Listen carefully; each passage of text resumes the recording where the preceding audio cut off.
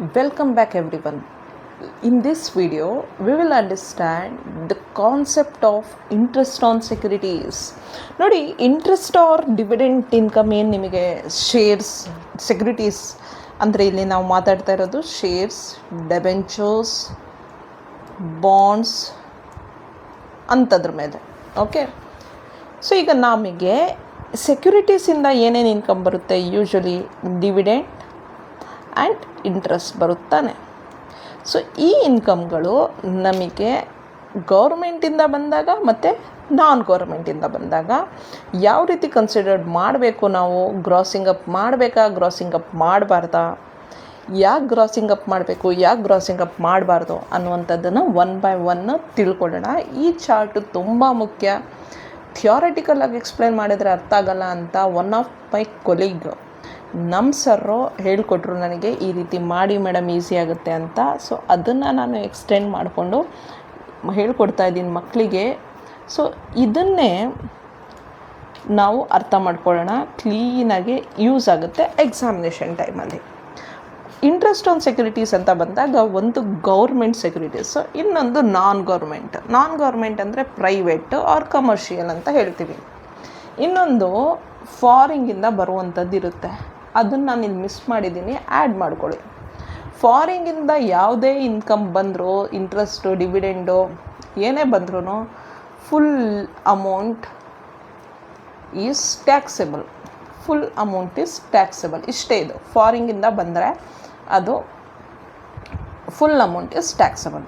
ಇಲ್ಲಿ ನಾವು ಮಾತಾಡ್ತಾ ಇರೋದು ಇಂಡಿಯನ್ ಕಂಪನೀಸ್ ಬಗ್ಗೆ ರೈಟ್. ಇಂಡಿಯಾದಲ್ಲಿ ಗೌರ್ಮೆಂಟ್ ಇರುತ್ತೆ ಅಥವಾ ನಾನ್ ಗೌರ್ಮೆಂಟ್ ಇರುತ್ತೆ.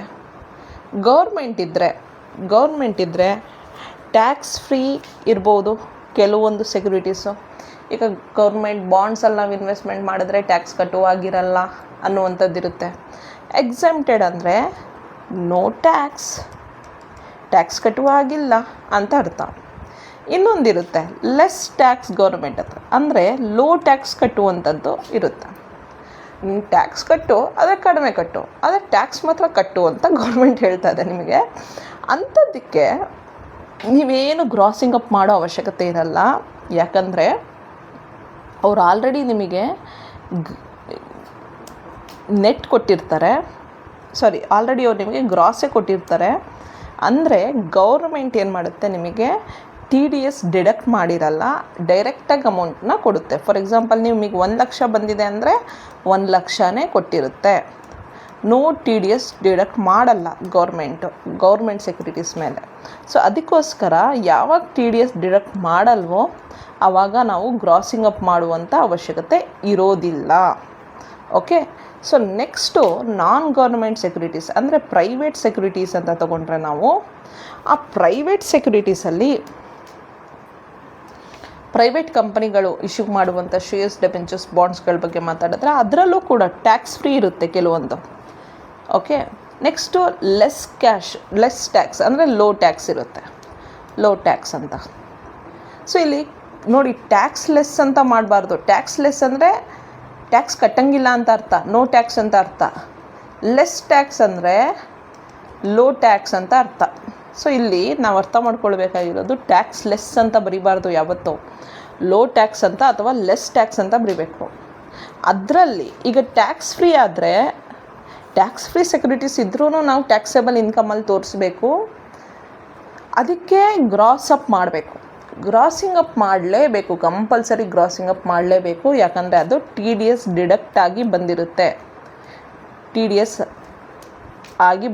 ಟ್ಯಾಕ್ಸ್ ಡಿಡಕ್ಟೆಡ್ ಅಟ್ ಸೋರ್ಸ್ ಆಗಿ ಬಂದಿರುತ್ತೆ. ಅದಕ್ಕೆ ಅದನ್ನು ನೆಟ್ಟಿಂದ ಗ್ರಾಸ್ ಆಗಿ ಕನ್ವರ್ಟ್ ಮಾಡಲೇಬೇಕು. ಓಕೆ, ನೆಕ್ಸ್ಟು ಲೆಸ್ ಟ್ಯಾಕ್ಸ್ ಸೆಕ್ಯೂರಿಟೀಸಲ್ಲಿ 2 ರೀತಿ ಕ್ವೆಶನಲ್ಲಿ ಕೊಟ್ಟಿರ್ತಾರೆ ನಿಮಗೆ. ಕ್ವೆಶನಲ್ಲಿ 2 ರೀತಿ ಕೊಟ್ಟಿರ್ತಾರೆ. ಒಂದು ಡೈರೆಕ್ಟಾಗಿ ಅಮೌಂಟ್ ಕೊಡೋದು. Okay, for example 1000 interest received from debentures of XYZ limited ಅಂದರೆ ಪ್ರೈವೇಟ್, ಕರೆಕ್ಟ್. ಈಗ ಅವ್ರು ಹೇಳಿಬಿಟ್ಟಿದ್ದಾರೆ ಅಮೌಂಟು ಬಂದಿದೆ ಅಂತ, ಟ್ಯಾಕ್ಸ್ ಫ್ರೀ ಅಂತ ಎಲ್ಲೂ ಹೇಳಿಲ್ಲ. ನೀವು ಫಸ್ಟು ಕ್ವೆಶನಲ್ಲಿ ನೋಡಬೇಕು ಅವರು ಗೌರ್ಮೆಂಟ್ ಅಂತ ಹೇಳಿದಾರಾ ಅಂತ. ಅದು ಗೌರ್ಮೆಂಟ್ ಅಂತ ಹೇಳಿದರೆ ಮಾತ್ರ ಅದು ಗೌರ್ಮೆಂಟು. ಏನು ಹೇಳಿಲ್ಲ, ನಥಿಂಗ್ ಇಸ್ ಸೆಡ್, ಏನು ಹೇಳಲಿಲ್ಲ. ಆವಾಗ ನಥಿಂಗ್ ಇಸ್ ಸೆಡ್ ಅಂದರೆ ಅದು ಪ್ರೈವೇಟ್ ಅಂತ ಅರ್ಥ.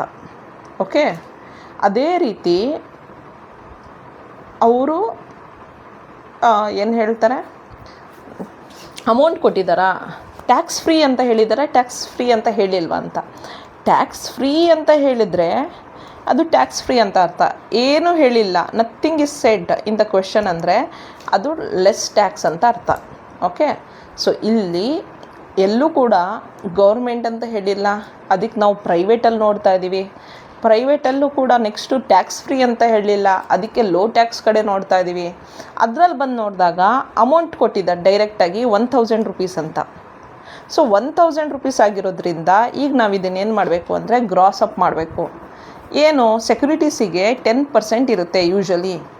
ಸೊ ಇಲ್ಲಿ 1000 ಡಿವೈಡೆಡ್ ಬೈ 0.90 ಅಂತ ಮಾಡಿದ್ರೆ ನಮಗೆ 1000 ಡಿವೈಡೆಡ್ ಬೈ 0.90 ಅಂತ ಮಾಡಿದ್ರೆ 1111 ಅಂತ ಏನೋ ಬರುತ್ತೆ. This is gross, 1000 is net.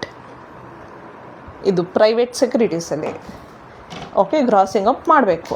ಯಾಕೆ ನಾನು 10% 0.90 ತೊಗೊಂಡೆ ಹೇಳಿ, 10% TDS ಡಿಡಕ್ಟ್ ಆಗಿರುತ್ತಲ್ಲ. ಗ್ರಾಸಿಂಗ್ ಅಪ್ ಬಗ್ಗೆನೇ ಒಂದು ವೀಡಿಯೋ ಮಾಡಿದ್ದೀನಿ, ಆ ವಿಡಿಯೋನ ಹೋಗಿ ವಾಚ್ ಮಾಡಿ. ಜಸ್ಟ್ 2-3 ಮಿನಿಟ್ಸ್ 4 ಮಿನಿಟ್ಸ್ ಇರ್ಬೋದು ಮ್ಯಾಕ್ಸಿಮಮ್, ಆ ಕಾನ್ಸೆಪ್ಟ್ ಅರ್ಥ ಆಗುತ್ತೆ. Next, percentage of interest on investment is given. ಈಗೇನು ಮಾಡ್ತಾರೆ ಅಂದರೆ 30,000 ಇನ್ವೆಸ್ಟೆಡ್ ಅಂದರೆ ಶೇರ್ಸ್ನಲ್ಲಿ, ಅದಕ್ಕೆ ಶೇರ್ಸ್ ಆರ್ ಡೆಬೆಂಚರ್ಸ್ ಅಂತ, ಯೂಶ್ವಲಿ ಡೆಬೆಂಚರ್ಸಲ್ಲಿ ಅಂತ ಅಂದ್ಕೊಳ್ಳೋಣ, 10% ಇಂಟ್ರೆಸ್ಟ್ ಅಂತ ಕೊಟ್ಟಿರ್ತಾರೆ ಅಂತ ಅಂದ್ಕೊಳ್ಳೋಣ. ಸೊ ಈಗ 30,000ಗೆ 10% ಅಂದರೆ 3,000 ರೂಪೀಸ್ ತಾನೇ ಇಂಟ್ರೆಸ್ಟ್ ಅಮೌಂಟ್ ಬರೋದು. ಸೊ ಇದಕ್ಕೇನು ನಾವು ಗ್ರಾಸಿಂಗ್ ಅಪ್ ಮಾಡೋ ಅವಶ್ಯಕತೆ ಇಲ್ಲ, ಜಸ್ಟ್ ಕ್ಯಾಲ್ಕುಲೇಷನ್ ಮಾಡಬೇಕು. 3,000 ಈಸ್ ಟ್ಯಾಕ್ಸೇಬಲ್ ಅಂತ ತೊಗೊಳ್ಬೇಕು. ಸೊ ಅಮೌಂಟ್ ಅವ್ರು ಡೈರೆಕ್ಟಾಗಿ ಕೊಟ್ಟಿದ್ದರೆ ಅವರೇ ಕ್ಯಾಲ್ಕುಲೇಟ್ ಮಾಡಿ ಡಿಡಕ್ಟ್ ಮಾಡಿ TDSನ ಕೊಟ್ಟಿದ್ದಾರೆ ಅಂತ ಅರ್ಥ.